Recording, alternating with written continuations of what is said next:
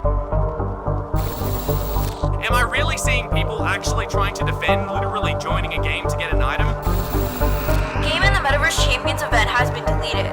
This game is known as Bloxtopia, and Bloxtopia has a lot of controversy surrounding the game.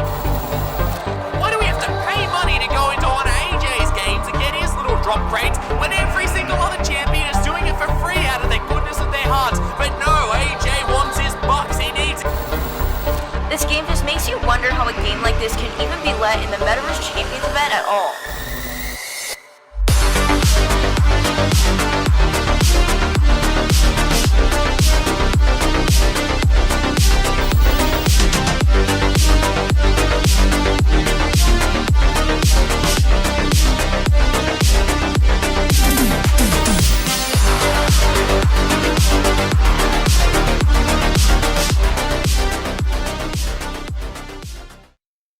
Hey everyone, welcome back to another video.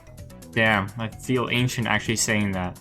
It's been far too long since I began to work on this video, and as a matter of fact, I even forgot about it several times during the production.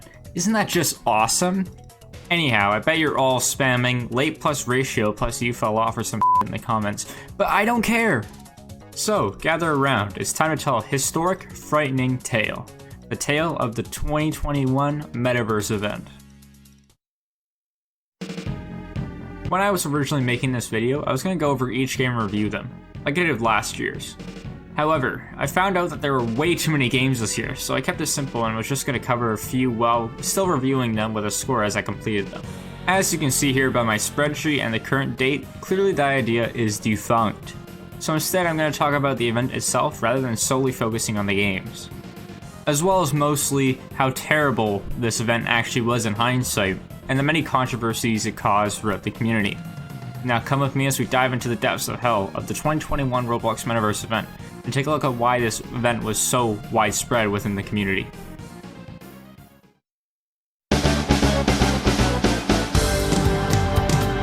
But for starters, let's just cover the announcement of the event.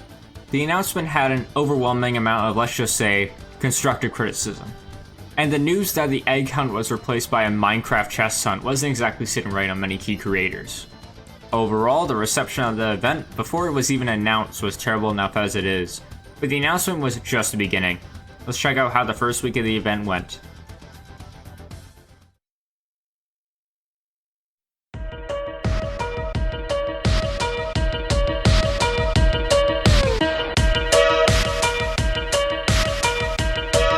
The first week of the event starts off with bangers, such as God Tycoon.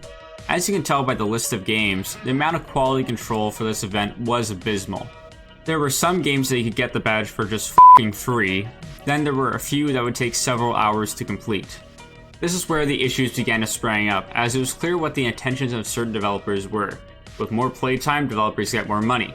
On the other hand, however, if the game is known as the, quote, easiest badge to collect, it will get tons of players, boosting them all the way to the top of the front page as people flock in to grab that badge. Games like Shootout and Field Trip Z are the worst offenders of this. However, we'll be revisiting them again in week 2. Overall, the games were fine at first glance this week. Oh, other than one exception. A f***ing paid access game. Like, excuse me? Do you not get the memo? You can't just have a paid access game in the event that's accessible to everyone on a free-to-play platform. They even had the audacity to drop the price of the game, temporarily at that, but refused to make it free for the duration of the event. Games like Wild West, which were paid access at some point, were made free temporarily for the 2020 Egg Hunt last year, but then put back to paid access. Luckily, the event organizers stepped in and it was removed from the hub. But seriously? Are you that ignorant to criticism that you make the game cheaper and not free? Sorry, but this whole development team got completely clowned over this, as clearly the intentions were for profit and not the actual player experience. Also, the game is pretty too. I played it and it's nothing to write home about. Due to this whole ordeal, AJ Striker's Portal lost the game, which put that team at a disadvantage. Did I even mention how this whole event even worked? If you actually played in this event, could get less of a shit, or just don't want to run through, skip to the time shown on the screen right now. Okay, let's explain how this whole thing works. The event is relatively straightforward and very similar to 2020's Egg Hunt. All the games are created by the community, so a dev hunt, and you have to complete tasks in those games to obtain a crate, which you only need one of each week, which the event lasts for like Friday Night Funkin' yeah! To obtain the prizes for each character. Speaking of characters, there are 4, should I say, interesting characters. Faye Yoshida, or known as E-Girl, Sparks Kilowatt, or as known as a fucking robot, AJ Striker, a Twitch streamer,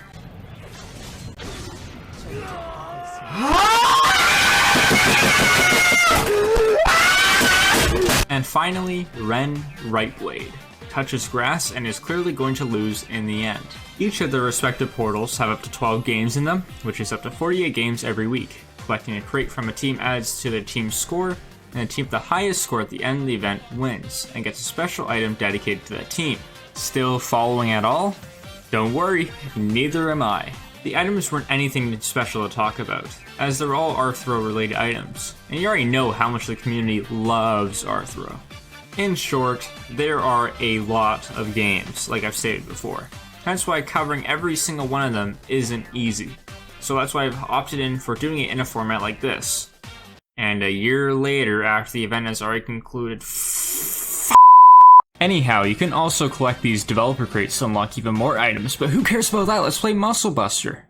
So, back to the first week of the event. Overall, the quality of the games weren't that great. I didn't say they were good. Terrible games such as Muscle Buster, the whole ordeal with the paid access issues, several bugs that were occurring within the hub world, and some badges just flat out not even working. But let's not forget about the great games, so let's talk about the very few positives this week had to offer. Simple Resort was pretty good. Quite interesting minigame, although very short. It was fairly well made. Both Rowville and Tsunami Simulator were unexpectedly good, but the star of this week had to go to Toy Defender's Tower Defense. Now, I'm not massive on tower defense games within Roblox, but I actually really enjoyed this one. The cutscenes were expertly crafted and clearly had effort put into them, and I actually had fun while playing this one, which should be the main point in an event like this. You should be prioritizing what people think of your game and if it's fun, rather than counting up how many digital numbers your badge can get. Well, that's about it for week 1. Overall, not a great first impression. Only a handful of the games out of the 48 or so were actually good, so let's see if the second week can make up for it.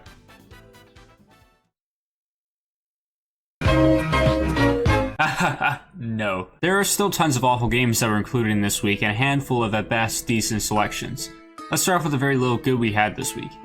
Let's get the best out of the way first, maybe even the best game of the whole event, Copyrighted Artists. Now the game itself is really good as its formula is fresh and something new for Roblox's existing standards to say the least. But the crate was so unique and it just felt so perfect for the game. It had its own unique mode and was programmed super well into the game, and it's actually fun, relatively more than a few others that we'll be covering shortly. Similar story with Goblin Island and Floodscape 2. They both had you do specific tasks, although I'm giving the slight edge to Goblin Island here, as it was super unique, at least in comparison to Floodscape 2's. I may be biased to include it as I love Floodscape 2's gameplay in general, and not much needed to be done to make it a good inclusion. But I felt like it was executed well, although there could have been a unique map rather than just a collectible in the majority of the maps already included in the game. Finally, the last good crate was Esgato. One moment.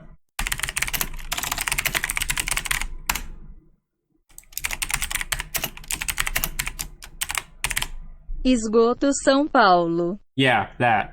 This game, which by the way I actually enjoyed somehow, is super basic, but the mission was actually good, I guess? Don't get me wrong, the game is pretty terrible, but the mission you had to collect several different collectibles that are found within the game's maps that are randomly generated, and you have to return them to Faye to help her fix her portal or something? I don't really remember.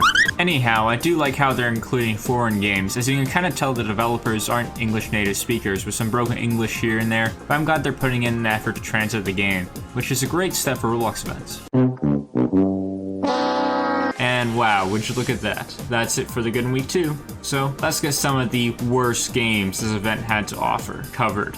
Let's first come back to both Field Trip Z and Shootout. Both these games are literal shit when it comes to the quality of their events. I know I'm all for constructive criticism, but there is nothing constructive about what I'm gonna say. Let me put this nicely. Both the developers who decide to make their crates for free do not deserve to have their games in the event. Many games were left out of the event and would have killed to have your spot in this event. These developers are scum. They do not deserve the recognition that they got, as they were just trying to promote their game to have a, quote, easy access to the crate that you're after, which brings in a lot of players for you, which equates to higher player average numbers, which also means your game will be featured more often. That being said though, I don't want to sound like an asshole here when I'm ripping into these developers, but I have to say that these events are a privilege. You shouldn't be taking advantage for them for granted and making the most of it. People are complaining that there hasn't been a good egg hunt or event recently, and it's not really Roblox's problem. It's the fact that the developers that they're contracting in these dev hunts are taking it for granted and being super f***ing lazy, then using a shield, such as donating to charity, to block out any backlash. Yeah, sure, Roblox could hire some developers to create a good egg hunt or whatnot, so they're in part to blame. But when people are given a chance to feature their games in an event that's promoted to the whole community, they should be acting grateful. And not like this. Anyhow, let's move on past these two games, as there's still much more to talk about for this week. Can we actually go back instead? What shocks me is that there were not one, but two of these damn games this week.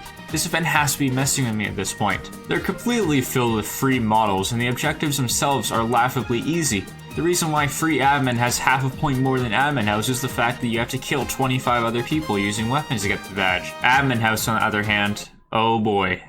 Let's just say this game being shit is a complete understatement, or even being too nice to the game in that matter. There is just a chest model somewhere in the map, which you need to grab.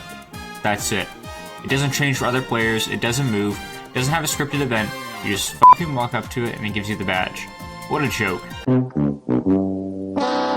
The fact that Sparks Kilowatt has both of these games as well just baffles me on how the hell these games got picked, let alone end up in the same portal. If you thought these were bad, I haven't even started yet. Let's move on to possibly the worst non-free crate game in the event, Saber Simulator. This game, it took me over 2.5 hours to complete. Almost 3 hours of this shit.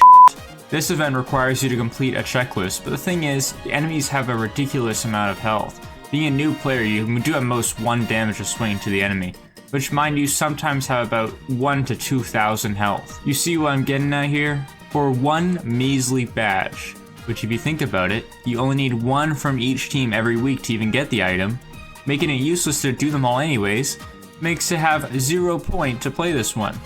This game specifically makes new players take an extremely long amount of time, due to how it increases the amount of time they must play, making the incentive of being carried by Jimmy a Swag 53X, who only plays Saber Simulator after his day at elementary school, or just outright buying all the upgrades they have plastered all over the screen in the first place. This game is the easiest 0 out of 10 I've ever given a game in this event, and I'll spoil it for you. This is the worst game in this whole event. Trust me, it doesn't get any worse than this. Finally, for week 2, I'd like to also talk about how broken it was. 2 separate games did not work upon release of the second week.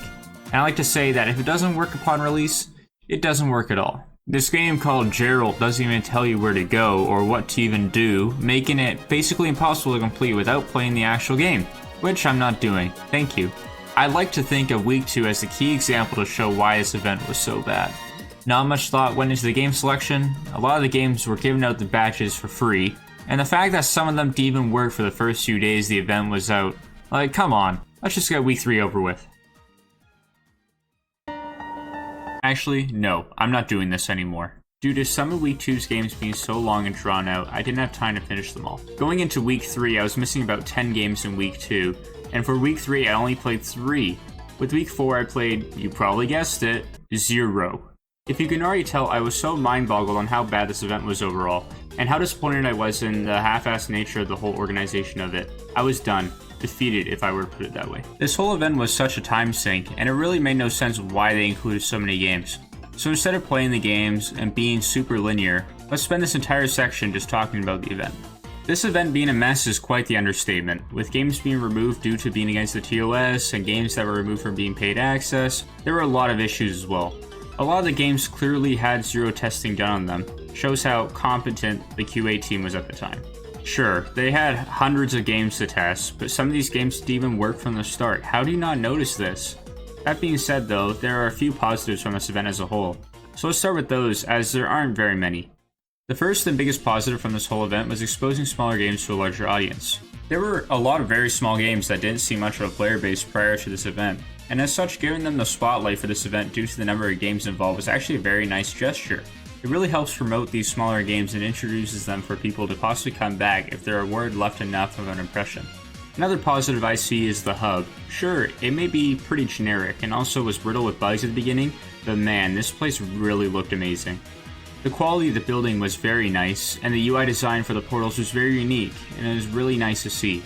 Also being able to see other people's crate stats too was very cool, and actually made it feel like a competition to see who can get the most, which actually incentivized you to collect them all. The characters, even though memed on previously, were extremely well designed too. Each of their designs be unique from the other, even though some are more forgettable than others. They still have some thought and care at least put into them, compared to the rest of the event. Basically, what I'm trying to say is that everything that wasn't made by the community was really good, as that was directly controlled and monitored by Roblox. Which that brings us to... The quality control for this event was absolutely horrendous, man. The games being so varied in quality was so questionable, and how most of them were clearly not tested at all was terrible that this was an officially backed Roblox event. I'd never seen a Roblox event deviate so much in quality, even compared to the 2020 Egg Hunt. At least majority of those had some sort of effort put into them due to it being policed. This really shows that there was barely any sort of quality control for this event, and the main example of this are the 2 free admin and house games in week 2. It really sucks because there's games that go above and beyond for their crates, such as Copyright Artist, Toy Defenders Tower Defense, f***ing Rowville, but those don't even matter in the slightest when they're up against the game that gives you the same crate for free. Why even make the effort to have a good event when there's people like this who abuse the system entirely? Beats me, as I have no idea how games giving out the crate for free were even in this event to begin with. Speaking of giving out free crates, what was even the point of having so many games included? Sure, like I said in the positives, it really helped showcase some smaller games that wouldn't have had been included if it weren't for the massive count of games. But why so many? There wasn't even a reason to play them all, as you could only get 1 crate per week per team, so why even have such a large choice? In the first week alone, I could tell you exactly what games could have been cut out. Oh, and here they are now. We didn't need this many games, and the only incentive to even play them all was merely bragging rights. There wasn't even a special reward for getting every single one. To me, this event really showcased the sheer greed of some developers. They saw this event as a big old dollar sign and an inflated player count rather than an actual quality event. With how terrible this event was received, there's no question of why they haven't done another, which is a big shame as the egg hunts and even this event still have people looking forward to it every year. So the main question is, was this a good replacement to egg hunts? And on the surface, yes. My reasoning is that on the surface, this was actually a really good replacement.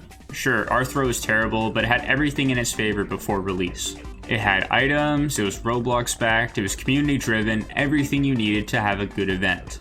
But no, we didn't end up getting this, and it's a real shame because you can see some of the love and passion put into some of these games and in the hub. If there weren't so many corners cut and the quality was actually controlled, then we would have had a great event, and we may have continued to see Metaverse champions every year. But we're obviously not in that reality, and it sucks as I would have taken a better version of this over nothing every year. Now I bet you're probably wondering and right at the edge of your seats and asking, wow, who won this thing? As if you remember, this was a competition between the 4 characters. Well, do I have the answer for you? It was the f***ing robot.